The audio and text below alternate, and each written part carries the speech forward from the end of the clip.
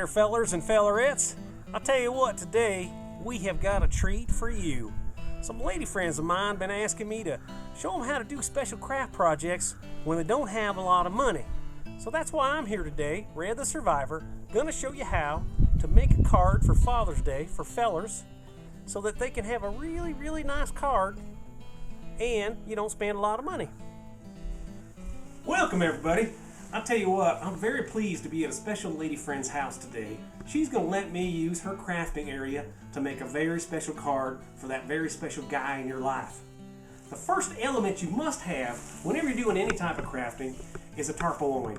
Tarpaulin keeps everything nice and clean, nice and neat, and everything tight together. You want to spread that out, because as most people know, any type of crafting is real messy business, and you can't mess around with messing up your house with messy, goopy stuff that you're gluing and taping stuff together with. Alright, now that we got the tarpaulin all laid down here, nice and neat, all pressed out like Grandma Jones would do for us, it's time to set the mood for making cards. And you've got to really set the table just like you're having a meal. So step number one is make sure you got some cool ones. My drink of choice today is Pabst Blue Ribbon for lots of different reasons, but it just has such a nice smooth taste. So good, so good. But that's just the beginning of what you need to do to be in the right frame of mind to be creative. The next thing you need to do is try some of Uncle Jethro's moonshine. It's 147%. One, maybe 3 shots of this really get you going. This is silky smooth stuff. Woo! Yeah! Fine tasting. Next, you've got to make sure you feel safe in your environment, ladies out there. So if you don't own a firearm, you need to get one, especially when you're making cards, because you're getting in the zone when you're building stuff and making things. So I always keep a .45 caliber pistol at the ready, and make sure you got the safety on though. And sometimes I have a long gun as well right here. Now last but not least, you've got to always stay in communication with people.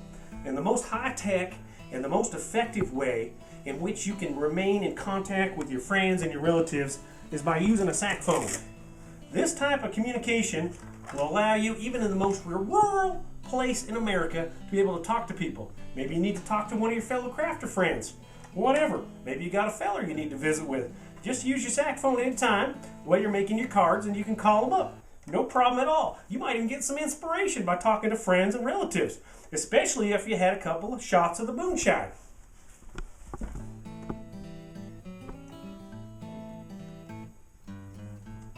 Alright, now that we've kind of set the table, I'm going to talk about the type of card we're going to make today. It's called a mixed media card, and I brought in here a whole host of little guys and little ideas on using mixed media around the household. Now, you don't have to spend a lot of money. It's stuff you can just find around the house. Now, one of the first things that I found useful when it comes to making cards is a lot of times people give you cards and you just throw them away. Well, save those cards, because you can repurpose those cards and cut the little letters out to use it for lettering on your cards, like we're going to do today with this card. Other things, you can look around your house. For example, I found this one on the kitty litter box. This little label right here, a lot of great lettering on there. See the bold lettering, how that kind of stands out real nicely? I went out to the car earlier, and I found my lady friend's owner's manual to her car. Now, you and I both know no lady's going to be reading this, so you can cut this all into little pieces if you need to. And look at all the fancy lettering they got on there. And they got all kind of guy-style pictures in here. Pictures of tires, pictures of gasoline caps, all kind of fun stuff inside of these manuals here. And believe you me, lady friend will never miss out on this manual if you cut it into little pieces. Also, from our dog, I found some Milk-Bone dog food labels as well. But don't leave out other things such as medicine. You can cut the little label out here. See the little logo on there? Little arrow right there? That could be an indication of something. One more thing, which is a great source of lettering and picture ideas, is from magazines, especially male-orientated magazines if you're making a card for a feller. So I got Country Weekly, I got a Mexican version of People magazine, and I got some other stuff on here as well. So all these things are come together for mixed media. But let's not forget this. You can get all the labeling and stuff and cool pictures and fancy pictures and things from magazines, labels and stuff. But also, don't forget, if you got old tinfoil lying around, you can use that. Bottle caps. And to really give your cards that pop and that dimensional stuff, you can cut up old tin cans if you got any of those laying around. Pabst Blue Ribbon makes a really fine award for like a little son or a little boy. Maybe for if they did something really good, you could make a little award out of that and just put like a little chain around it. They can wear that around their neck as like a Special Olympian or something like that. All right, the next element that's really, really important is you want to stay clean while you're working on your cards. Like I said, I put the tarpaulin down, but sometimes you can't find a paper towel or even a Kleenex, so you can just get a used roll of toilet paper from the kid's bathroom if you need to. That's where I found this one. So you can, wipe up any kind of mess you might make, clean your hands up, whatever you need to. So make sure you got some cleanup supplies, and you don't have to spend a lot of money. Just look around the house like I did, and I found some toilet paper for that method. Next thing, it's really, really nice if you have a special type of washi tape. Now, my washi tape I'm going to be using today consists of black electrical tape, black Gorilla tape, a blue masking tape. Ain't that a pretty color there, that blue? That's a real fine color, and it matches the tarpaulin nicely.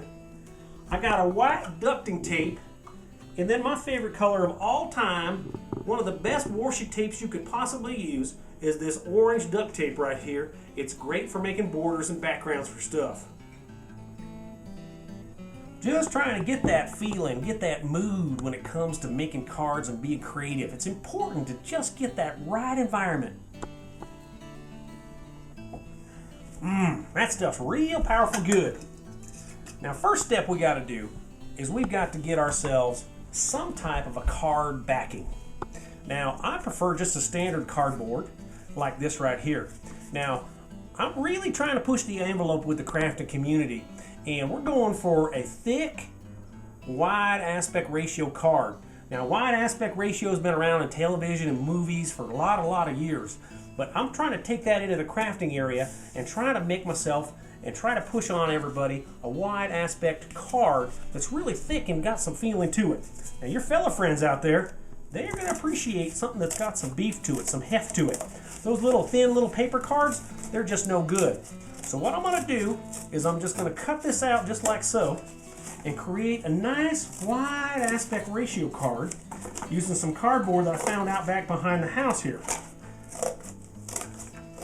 Just like so. There we go. Voila! Look at this. Perfect cardstock. Perfect cardstock. It's got the rough edges that the fellers like. It feels like you're really holding something. The important thing here, once you get your card all done, is to have some kind of a creative idea.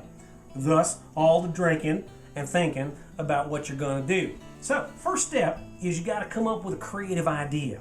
So, while I was staring at my Pabst Blue Ribbon bottle, I got it. Now, this is a Father's Day card, and these little guys have a great little emblem of some guy doing something macho good, something out there that's very, very manly. So I thought I'd take the labels off of the bottles. I just soak them in water overnight, and then they just peel off real nice and easy like. And then I just cut off the edges here, the warning about drinking too much alcohol, because we all know most of that's just a government hoax. We'll just go through this, and we'll just cut them right through there like that. Cleans up nice, sweet, and dandy, just like so. So I want this to be the cover of my card, because I want to express how much I love my father and how great he is. So I'm going to kind of center it up on my wide aspect ratio cardstock. You see that right there? And then I didn't have a glue stick or nothing like that. So what I found in one of the kids' bedrooms in this house was a push-up pop. Now these push-up pops work just like a glue stick. You just get them all lathered up real good, just like so. And then you just put right on the back of it, just like a glue stick. It works just identical way as a glue stick do. And just put it right on there like that and just tamp it down nice and easy. Nice and easy. And you got a nice little kind of sugary taste in your mouth when you're done. Now after that, we got to figure out something to add some height to this card. We got to really make it pop. So I was thinking when I was drinking beer the other night, when I was prepping to do this card talk, these little lids right here, they make a nice dimensional that can go right on the front face of the card. And what dad out there doesn't like drinking beer? Am I right about this, ladies? Am I right? So what you want to do is you want to take that little dimensional and you just want to pound it into the card just a little bit. If you've got some kind of a tool right here, I got an angle tool. You can just pound it right into the card just like that. And it'll just stick right on there. It'll just go right in there and stick right on the card like so. All right? So next thing, we're going to come back to the front of the card, but the next thing we want to do, and this is the critical part, because the front's nice, but the inside's got to be real special. All right now, when it comes to picking the interior image, you got to really think about the guy folk and what they like. Now, some fellers like flowers, and I thought these were real pretty. Other fellers look like, you know, really, they like nice fairies. Like this fairy right here, real nice fairy. And then some of the fellers like, kind of like a Jared, they kind of like a little girl fairy, but that's not for most fellers. Just telling you that right now. So I settled on a real nice pretty fairy right here. What fella wouldn't like a fairy inside of their card for Father's Day? And then I take my scissors. I found these in the bottom of my work truck, and I just cut out the little fairy like so. But I took some time before our little card thing party that we're having right now and cut one out real nice and perfect. Now, this is where the biggest new trend in crafting has come a long way in the past 5 or 6 years. Now, I'll heard of Copic, but I'm talking about Sharpies. Now, so I got myself some special Sharpies to color the little fairy that your father's gonna love so much. So the color that I picked for the wings has got to be the green. I picked the color for the fairy's hair to be red because I just think it really offsets the green just perfectly like so. In addition to that, red is the color of my true love's hair. Try not to get outside the lines too much. But you know, fellers aren't really all that into detail, so you don't have to spend a lot of extra time coloring with the new Sharpies that are out at this time. And then just for like a little bitty flourish on here, I take my blue Sharpie and I just kind of lighten up the eyes just a little bit. Really make it pop. Really make it pop so it looks good. And then I get my glue stick, my candy stick out, and I just go ahead and lather it up on the back like so. And just put her on there and then stick, and it's gone there for good. The next thing you really want to work with to make your card pop and stand out is use yourself some orange washi tape like this right here. And what you do is you just take it along the edge of your card like so, and you'll notice that it makes a perforation right along the edge like this, makes it nice and easy to tear. Just like that, comes off nice and easy. And then you can do the same on the other side. You just come around here like that, and off it comes.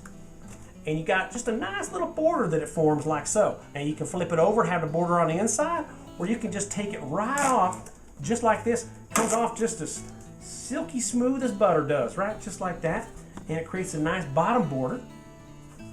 Then if you want to put one around the sides, you can just get yourself another piece of tape like so, and just put it on there nice and easy, just like that, and repeat the process all the way around, and it'll look real nice, just like so. See how it makes a nice little border around there like that? A little trick my pappy taught me when it comes to placing images on here, or borders and stuff, is get your level out, and you put it on there like so, just to make sure that your image is level on there. Now you see there? It's just about perfect right there. See that? I got that on there just right. So I went to some male-orientated magazines and I cut out myself some letters. I found myself a happy, a day, and a father's. So this is going to be just about perfect for the front of the card. So watch as I just apply my special glue paste, candy paste, to each one of these letters and put those on there, just like so. Lather it up real good, then flip her over. Right on there, looks real nice. Looks real nice. And I would finish the border along the top as well. Well, one thing that I did find that's kind of a store-bought item is a little butterfly right here. There's not many fellers on earth that don't like fairies and butterflies. And I don't have no ink pads or nothing like that, but the Sharpies, they make a good little ink pad in a small container like this. So watch what I do with the Sharpie. I just take it and I just go right over the little butterfly like so, and just put it on here. And this is a great way to just kind of fancify and embellish a card and make it look just a little bit better. So I can just stamp it right there. See that? Nice little stamping image. Comes out real nice. For this other part of the card right in here, I'm going to get some more letters out of a magazine and just kind of put them on there like I did before. And I'm going to put the special Pabst Blue Ribbon label top right in the middle of it. All right, now we've got our finished card right here. Look at how nice the border just kind of pops there. You've got a big time three-dimensional mixed media cover, and it just shows you made it with love, ladies. You just oozes love. And look how everything's just kind of centered up and just really fits on the front of that card. Now let's move to the inside, and here's some more letters and stuff that I've taped on here, and it says, "Ye are great."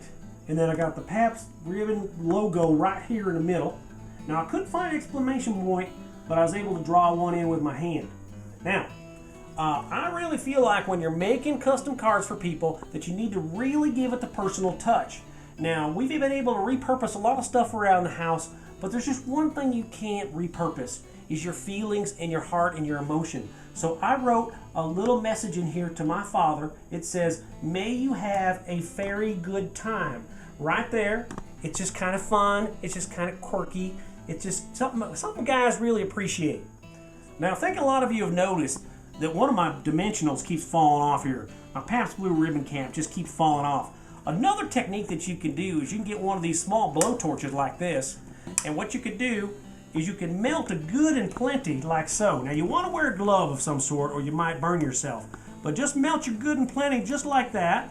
Get her so she's smoking good, and then just stick her right down there, and your dimensional will stick on there real nice.